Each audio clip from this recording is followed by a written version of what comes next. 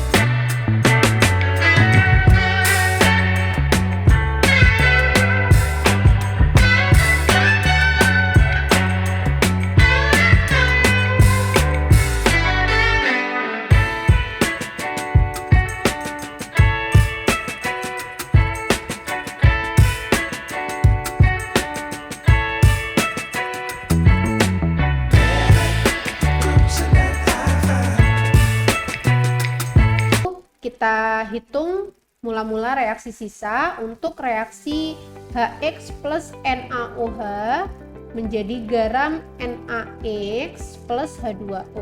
Gini ya. Mula-mula reaksi sisa.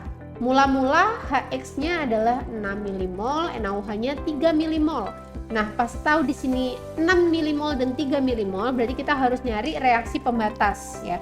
Reaksi pembatas itu mol yang lebih kecil setelah dibagi dengan koefisien masing-masing. Nah, di sini kan udah diketahui ya, 3 milimol dibagi 1 ya 3, 6 milimol dibagi 1 ya 6. Berarti yang menjadi reaksi pembatas adalah NaOH karena lebih kecil. Karena dia sebagai reaksi pembatas, maka dia yang harus habis nanti. Berarti di sini 3. Kalau di sini yang bereaksi 3, berarti di sini juga 3 karena koefisiennya sama-sama 1 gitu ya. Karena koefisiennya sama-sama 1 yang nurut ini.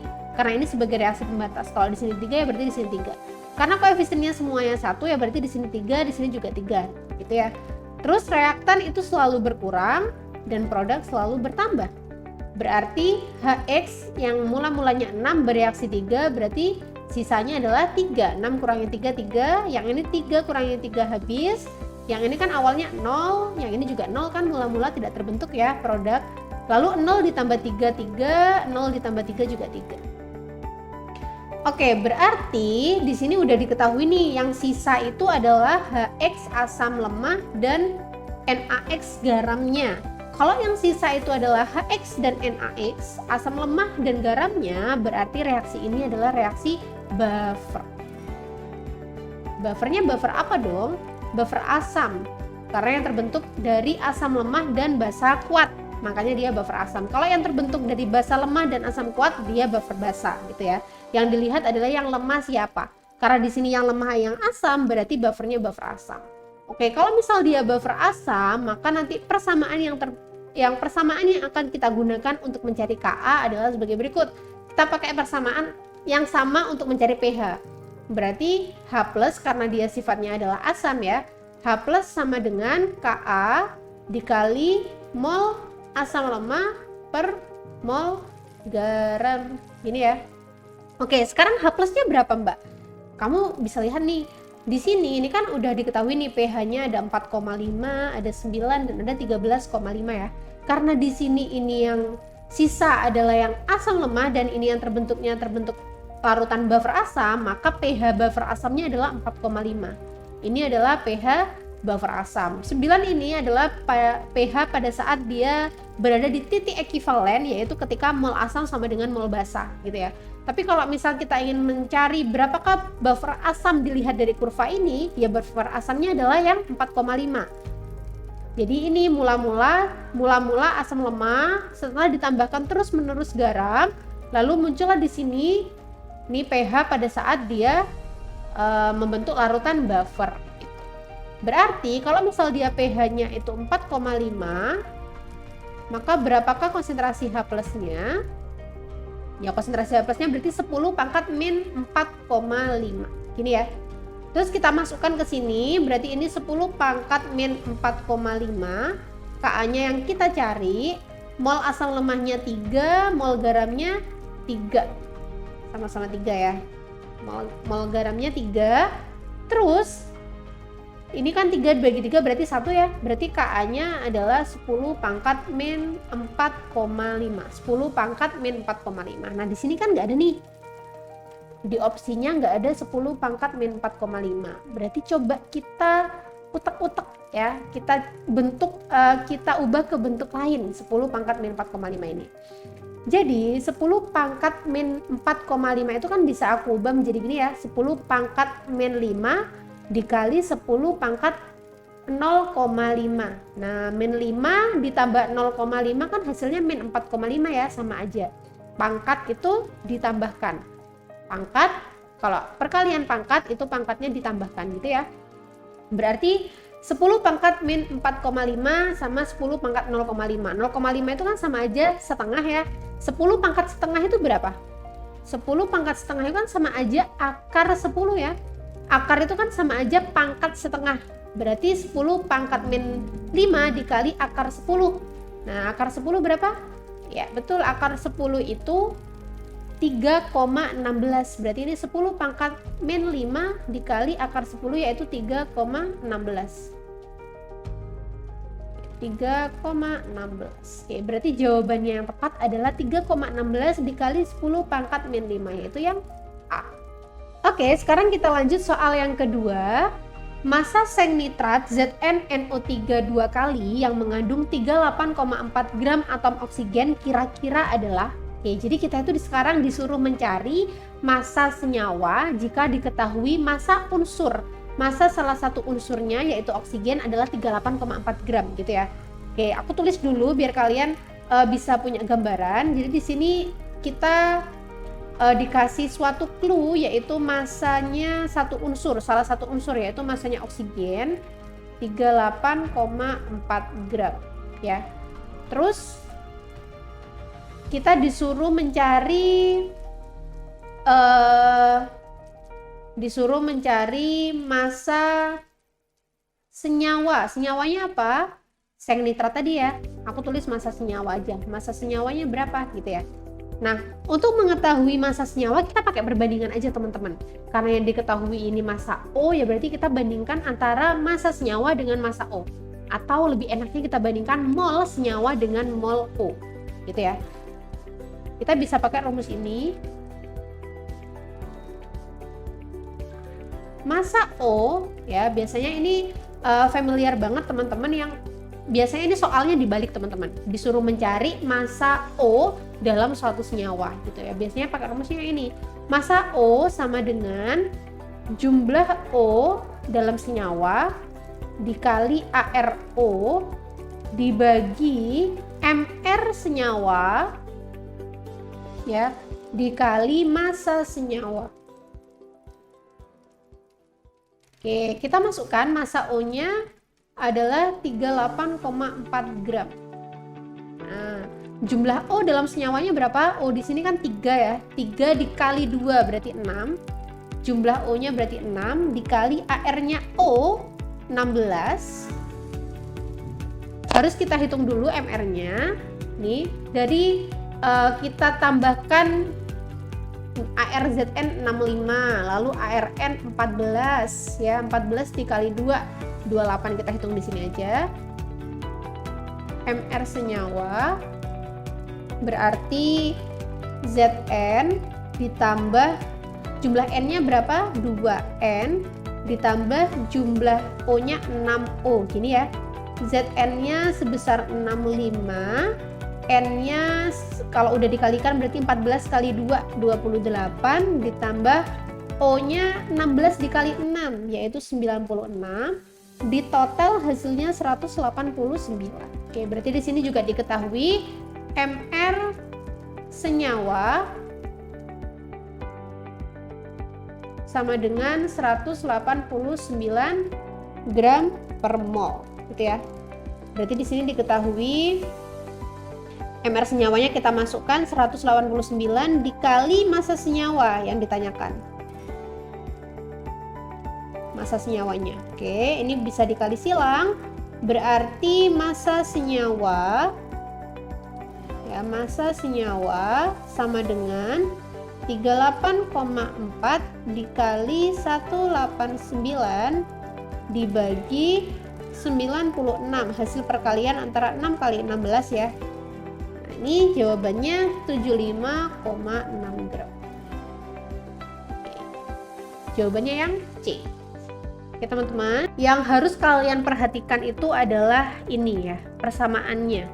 Yang harus kalian perhatikan adalah persamaannya ini, kalian harus hafal. Jadi ini sebenarnya gampang, nggak perlu dihafalkan banget. Ini tuh pakai perbandingan aja. Jadi membandingkan antara mol O dengan molnya si senyawa gitu ya. Sedangkan mol itu kan rumusnya massa per mr atau massa per ar gitu ya. Massa per mr ya. Jadi untuk mencari jawaban dari soal-soal yang seperti ini itu nanti menggunakan perbandingan antara massa unsur yang diketahui dengan massa senyawa yang ditanyakan gitu ya. Oke, soal nomor 3. Jika N mol CH3CCl rangkap 2 CH, CH2, CH3, produk polimerisasi dari monomer itu adalah. Oke, jadi kita tulis dulu aja monomernya. Monomernya adalah CH3 CCl. Oh, sorry. Ini Cl-nya berikatan dengan CH3 Cl-nya berikatan dengan C ya. Oke, terus ini lanjut, ini rangkap CH, CH2, CH3. Oke, ini adalah suatu monomer. Kalau misal dia ingin bereaksi dengan monomer yang lain atau berikatan dengan monomer yang lain atau mengalami polimerisasi ya. Jadi polimerisasi itu apa sih? Sesuai dengan namanya, polimerisasi itu berarti pembentukan polimer. Nah, polimer itu apa? Polimer itu adalah hasil ikatan antara monomer-monomer. Jadi monomer itu adalah senyawa sederhana saling berikatan membentuk polimer senyawa kompleks gitu ya. Nah, gimana sih caranya monomer itu berikatan atau berpolimerisasi? Caranya dengan memecah ikatan rangkapnya yang ini. Jadi ikatan rangkapnya ini terpecah. Oke, jadi nanti kita tuliskan dulu ini yang pertama ya. Kita tuliskan ketika monomernya itu udah siap akan melakukan polimerisasi gitu ya. Jadi ini pecah, satu ikatannya ini kan satu ikatan itu berisi 2 elektron ya teman-teman ya. Nah, elektron yang ini kita pindah ke sini, yang ini juga kita pindah ke sini sehingga yang awalnya ikatan rangkap akan pecah menjadi ikatan tunggal gitu ya. Ini aku gambarkan Cl-nya ke atas ya, sehingga di sini kan tadi ada satu elektron yang lepas yang diambil lagi sama C gitu ya. Berarti kita misalkan dengan satu ikatan gini, cuma satu ikatan ini isinya satu elektron aja gitu ya. Terus ini yang awalnya ikatan rangkap berubah menjadi ikatan tunggal, ini juga sama. Nah, jadi satu ikatan gini tetap juga ini sama, mengandung satu elektron aja, CH2, CH3. Nah, seperti ini. Jadi nanti monomer yang lain itu akan berikatan melalui ikatan yang ini atau yang ini gitu. Monomer yang lain akan berikatan melalui ini dan ini. Coba sekarang kita misalkan ketika monomer satu berikatan dengan monomer yang lain, bagaimana sih gitu ya.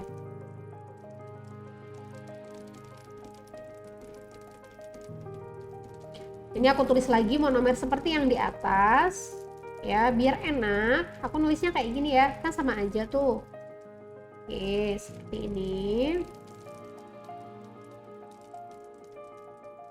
Nah, ini nanti akan berikatan teman-teman. Kan ini satu elektron, ini satu elektron juga ya. Satu elektron sama satu elektron itu akan berikatan membentuk. Nah, ini akan berikatan gini. membentuk ikatan gitu. Jadi satu ikatan itu kan, satu ikatan penuh itu kan isinya 2 elektron. Kalau gini kan setengah ya, setengah ikatan ya, kita anggapnya 1 elektron itu. Nah, jadi nanti monomer yang A ini akan bereaksi atau berikatan dengan monomer yang B gitu. Nanti nyambungnya di sini. Nah, sehingga nanti menjadilah suatu polimer seperti ini. Ini masih belum berikatan ya. Jadi ini berikatan dengan ini. Nah, kan seperti ini ya. Ya, ini CH3. Yang ini CH gini. CH2, CH3. Yang ini CH2, ini CH3. Nah, ini kan berikatannya di sini ya. Antara monomer A dengan monomer B sudah berikatan. Terus nanti kalau misal ada monomer lain, berikatannya di mana? Ya di sini. Tapi kita kalau misal kita susah nulisnya ikatan yang di sini, kita coret, kita ganti yang ke bawah aja. Nah, jadi nanti ke bawah bakalan seperti ini gitu bentuknya. Oke, sekarang kita disuruh mencarikan produk polimerisasinya yang mana ya. Cari yang seperti ini teman-teman, produk polimerisasinya. Gampangnya sebenarnya gini. Proses polimerisasi itu tidak mengubah jumlah dari C dan jumlah dari H. Tidak ada yang berubah. H yang di sini kalau di ujung yang ini hanya 3, di sini hanya 3, di sini juga sama. Setelah dia melakukan polimerisasi, jumlah H-nya juga sama. 3, 3, 3, 3. Tiap ujung jumlah H dalam C yang ujung itu tetap 3. Nggak ada yang berubah. Yang berubah itu hanya ikatan rangkapnya aja, yang awalnya ikatan rangkap menjadi ikatan tunggal. Gitu aja yang berubah. Jadi kalau misal di sini nih yang ujung-ujungnya berubah menjadi CH2, CH2, CH2, CH2, udah pasti dia salah. Dan juga salahnya apalagi Cl-nya dia berikatannya di ujung, padahal di sini Cl-nya ikatannya di C nomor 2, gitu ya. Jadi yang A itu udah pasti salah, yang B juga salahnya di ujung-ujung nih. Ujung-ujungnya itu CH2 ya, harusnya CH3. Yang ini juga salah, salahnya di situ. Yang D juga salah, yang satunya CH3 bener nih, tapi ujung yang satunya CH2, salah ya. Nah, yang betul itu yang E nih, CH3 tetap ujung-ujungnya CH3, terus berikatannya di atom atau elektron yang terbuka ya. Elektron atau ikatan yang berisi satu elektron itu terletak di C, CH sama di C yang berikatan dengan Cl ya, di sini sama di sini kan sama kan? CH sama C yang berikatan dengan Cl. Jadi jawaban yang tepat adalah yang E. Soal selanjutnya adalah nomor 4. Diketahui potensial reduksi standar sebagai berikut. Nah, oke, jadi di sini udah ada dua reaksi NO3- plus H+. Reaksi yang pertama itu, reaksi yang kedua adalah reaksi reduksi AU3+ menjadi AU, gitu ya. Dengan E0 masing-masing udah dituliskan di situ. Terus kita disuruh mencari energi bebas Gibbs yang dihasilkan dari reaksi oksidasi AU. Sedangkan di sini udah ditulis ini. Rumus mencari delta G atau energi bebas Gibbs adalah delta G sama dengan N dikali F dikali E. Gitu ya. Nah, sekarang kita bedah satu-satu. N itu apa sih? N itu adalah jumlah elektron yang terlibat. Jumlah elektron yang terlibat dalam oksidasi AU. Oke, sekarang soal nomor 4, diketahui potensial reduksi standar sebagai berikut. Jadi di sini ada dua reaksi. Reaksi yang pertama adalah reaksi NO3- plus 4H+ dengan E0-nya sekian, minus 0,96. Lalu reaksi yang kedua adalah reaksi reduksi AU3+ menjadi AU gitu ya. AU3+ menjadi AU dengan menangkap 3 elektron, E0-nya adalah 1,52 volt gitu ya. Terus kita disuruh mencari energi bebas Gibbs yang dihasilkan dari reaksi oksidasi AU. Nah, energi bebas Gibbs itu udah dikasih clue nih di sini. Mencari energi bebas Gibbs itu adalah delta G sama dengan minus NFE. Jadi N itu apa, F itu apa, dan E itu apa, kita cari dulu masing-masing. N itu adalah jumlah elektron yang terlibat.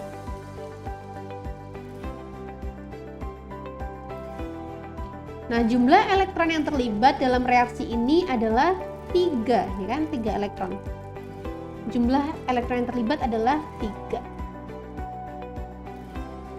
Lalu F itu adalah nih mol elektron atau koefisien Faraday 96.500 C per mol, coulomb per mol. Lalu E itu adalah E0 sel. E0 sel dari reaksinya ya, E0 sel dari reaksinya. E0 sel itu kan dicari dari E0 sel itu dicari dari E0 reduksi dikurangi E0 oksidasi gitu ya. Jadi E0 sel itu E0 reduksi dikurangi E0 oksidasi.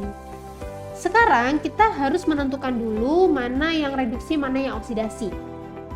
Nah, di sini di soal kan udah diketahui nih, udah dikasih clue kalau yang mengalami oksidasi adalah AU. Nih, berarti AU ini mengalami oksidasi, sedangkan yang reaksi pertama mengalami reduksi gitu ya. Ini reduksi, yang ini oksidasi. Oke, berarti kita masukkan E0 yang mengalami reduksi adalah minus 0,96, yang mengalami oksidasi adalah 1,52 gitu ya. Berarti minus sama minus, hasilnya tetap minus. 6 tambah 2 8, 9 tambah 5 4, berarti ini 2,48, minus 2,48 ya E0 selnya. Sekarang kita tinggal mencari delta G nya, kan udah diketahui masing-masing dari komponennya ya. Delta G.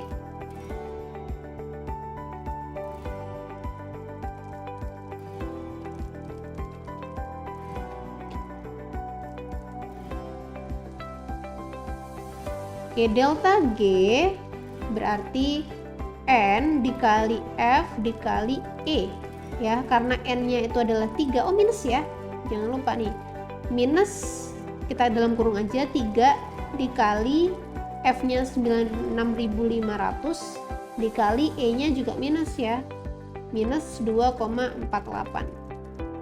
Oke, setelah kita kali sedemikian rupa, hasilnya adalah minus sama minus kan pasti plus ya, plus 71.960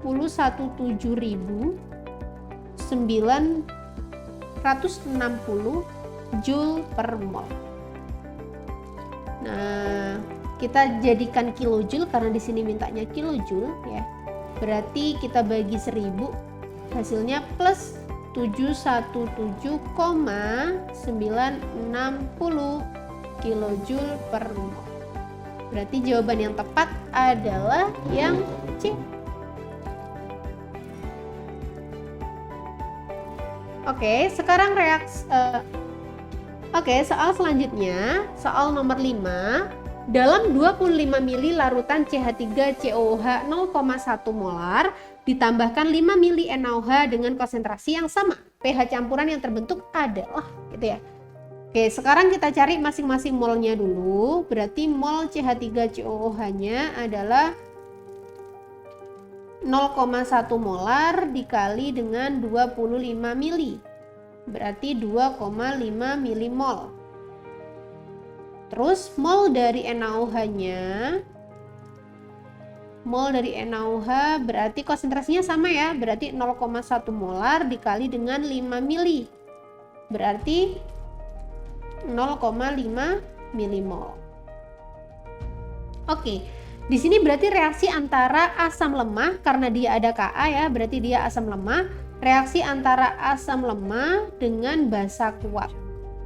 Oke, sekarang kita cari MRS-nya. Kita reaksikan dulu CH3COOH plus NaOH menjadi garam NaCH3COO plus H2O.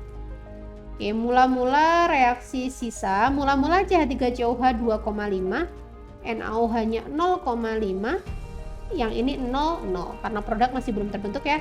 Oke, jadi reaksi pembatasnya berarti yang NaOH karena dia yang lebih kecil 0,5, koefisiennya sama-sama 1, berarti ini juga 0,5, ini juga 0,5, ini juga 0,5. Gini ya. Oke.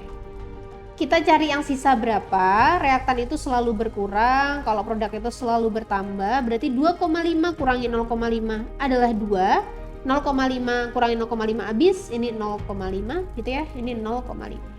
Oke, sekarang yang sisa adalah asam lemah dengan si garam. Ingat, kalau yang sisa adalah asam lemah sama si garam, berarti dia adalah buffer. Buffernya buffer apa? Buffer asam, karena yang sisa adalah yang lemah, ya karena yang lemah adalah yang asam, makanya buffer asam ya. Yang kuat kan yang basa. Pokoknya kalau misalnya yang lemah itu yang asam, berarti dia buffer asam. Kalau yang lemah itu yang basa, berarti buffer basa. Ya. Oke, buffer asam berarti rumusnya kalau buffer asam gimana? Yang dicari kalau asam itu selalu H+. H+ sama dengan Ka dikali mol asam lemah per mol basa konjugasi atau garamnya gitu ya. Oke, Ka-nya karena ini yang ditanyakan kan pH. Kalau pH kita harus nyari H+ dulu karena ini asam ya, dicari H+ dulu ya. Ka-nya kita masukkan 2 kali 10⁻⁵, mol asam lemahnya 2, mol garamnya 0,5 ya. Kita lanjutkan di sini. Berarti H+-nya sama dengan 2 kali 10⁻⁵, 2 dibagi 0,5 kan 4 ya. 4 dikali 2, 8 kali 10⁻⁵. Oke, berarti ini H+-nya. Berarti pH-nya berapa? pH kan min log H+. Tinggal gini aja. Pangkatnya taruh depan, 5 min log angka yang di depan 8. Berarti jawabannya 5 min log 8. Jawabannya yang A. Oke, itu tadi kumpulan soal-soal prediksi SIMA UI tahun 2022. Sampai bertemu di video selanjutnya.